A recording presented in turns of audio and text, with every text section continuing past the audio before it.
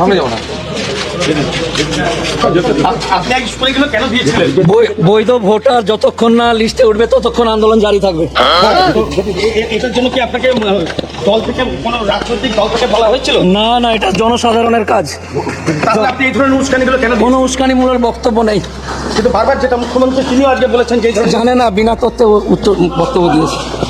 বৈধ ভোটার যতক্ষণ না লিস্ট হবে আন্দোলন চলবে। তাই বলে আপনি বিচারকদের গোটা রাত এইভাবে আটকে রাখতে কোনো প্রমাণ যদি দেখাতে পারে তা বলবে। আপনি কি অ্যাডভোকেট? উস্কানিমূলক বক্তব্যের জন্য আপনি কি অ্যাডভোকেট? একভাবে।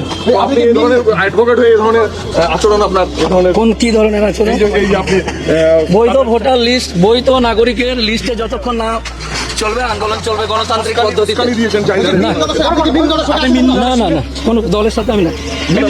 না না, কোনো রাজনৈতিক। তারপর থেকে আমি রিজাইন করেছি। আপনি ভোটে দাঁড়িয়েছিলেন তো? নেই বললাম তো আপনাকে।